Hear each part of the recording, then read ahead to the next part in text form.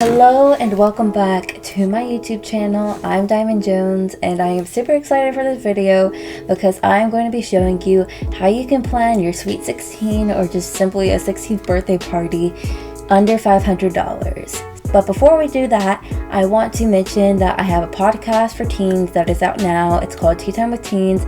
So if you're really into self-development and growing yourself and getting in community with other teens, definitely check that out at Tea Time with Teens. I'll have it linked in the description below, and it's in the description of a lot of my other videos as well. So definitely go ahead and check that out. We also have a Instagram account at Diamond Jones YT, so you can follow us on there as well for some extra content throughout the week. And if you like more content like this, definitely stick around and subscribe. It would mean a lot to me. And yeah, let's get right into the video.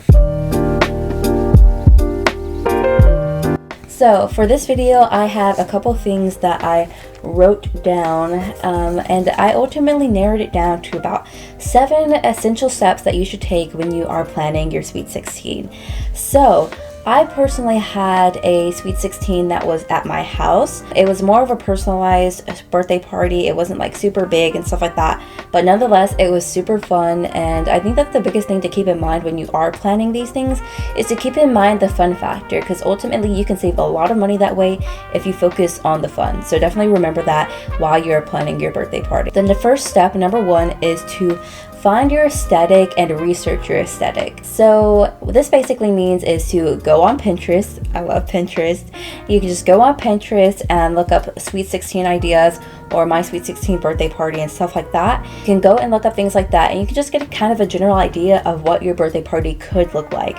You'll see different aesthetics, you'll see different themes and costume parties. You'll see a lot of whole different things, and you just want to do this to kind of get that visualization going in your brain so you can really start getting an idea of how the party could look and how it could feel. So along with this is number 2, which is to go and pick your theme. Now, when you're picking a theme, you definitely want to keep in mind the budget. So definitely keep in mind how much you want to spend. Do you want it to be a very much enclosed party or a big floofy party, if that's the right word, a big floofy party? Keep that in mind when you are picking your theme, because there can be more upscale themes that are like a masquerade ball or maybe kind of a period piece or like a decade party and stuff like that. So you want to keep in mind like costumes and stuff like that, because there will be more high budget in themes if you were to do something like that. But another thing I want to mention that I did not realize when I was first looking at stuff, when I was first planning this, was that a theme can be a color. Like a theme can be rose gold, it can be blue, it can be any kind of color you want, and you can pick some accent colors like gold and white to go with it. But it was something that I really did not realize when I was first starting off looking at things. I was like, oh, I really have to have this big birthday party idea with movies and stuff like that, and that's originally how I planned my party. But when it came down to it, I really went with a rose gold theme. I love rose gold. It's definitely the biggest theme. If you look anywhere in my room, I have everything rose gold. So I was like, oh, I can just totally go with a rose gold theme. So that can definitely save you a lot of money if you are on a budget, or if you just don't want like a traditionally kind of themed party. Definitely pick a theme that is a color and find some accent colors to really tie it all in together. So those are some ideas. Go on Pinterest and look them up after this video. So step number 3 is to finally pick out and plan your budget. So for this video, I said under $500, and I personally think my party could have been under $500. I didn't calculate every single thing, but when I was calculating the initial cost up front, I think it was below $300, and then we went and got some extra stuff, you know, at the time of the party and stuff like that, so it could have elevated a bit, but I'm pretty sure it was under $500, and that's why I just want to say keep in mind your budget when you're picking a theme, because some things are really going to be more expensive. If you're going to get everything that looks like your theme, you really have to have some self-control, because you'll ruin your budget really quickly. But if you want something like that, definitely go for a higher budget.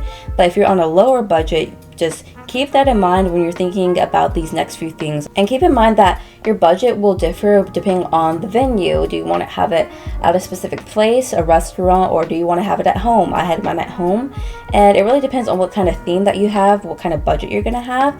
So keep that in mind. And then it also depends on what you plan on feeding your guests, the menu.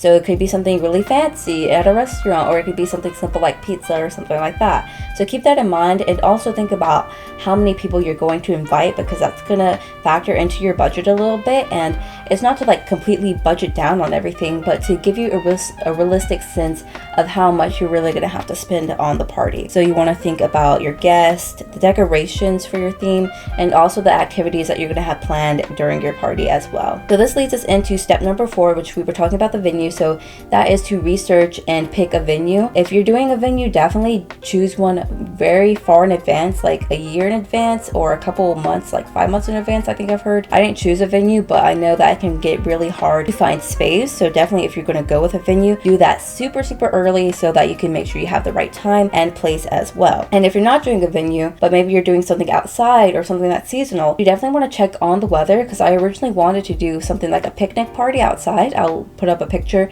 but it probably wouldn't have been the best day on my birthday party to do that. So keep that in mind in the days leading up to that, just to know that the weather could be a little wonky, and just keep that in mind, obviously. And you also want to think of the time of day that's going to be at. Is it going to be super hot? Is it going to be super chilly? And that will go along with your dress code as well. And you just want to visualize what this day kind of looks like and the factors that play into it. So definitely look up the weather in advance, because I feel like that's probably the biggest thing, because it's something that we personally can't control.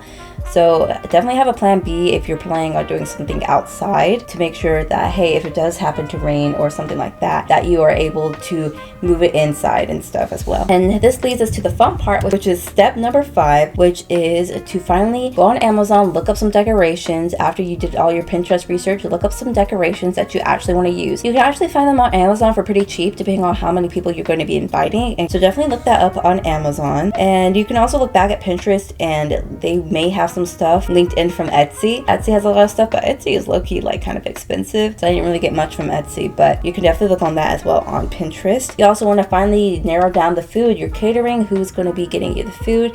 We went with Chick-fil-A, which wasn't too expensive for the amount of people I personally had. I had a really intimate party with friends, so it wasn't going to be as much as if it was my friends and my family and all that kind of stuff. And then you're going to narrow down some of the activities and start planning kind of how that day is going to look like, how the party is going to flow. So plan some activities, some games, and also choose your party playlist. So you can probably look one up on not Amazon Music. I'm sure you can get one on Spotify or something like that. I don't use Spotify, but you can also totally make one on YouTube or YouTube Music yourself, and kind of have it flow and be customized to the kind of party and what you're going to be doing during the party, to kind of match the tone. If you're super specific like that, I don't know, but that's personally what I did, and it was really nice. So number 6 is to finally create your invitation. Once you've chosen your day with the venue and all that kind of stuff, you want to make an invitation.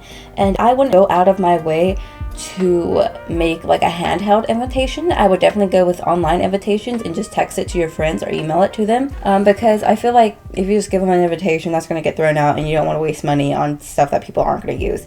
So definitely do a digital invitation. You can do this on Canva.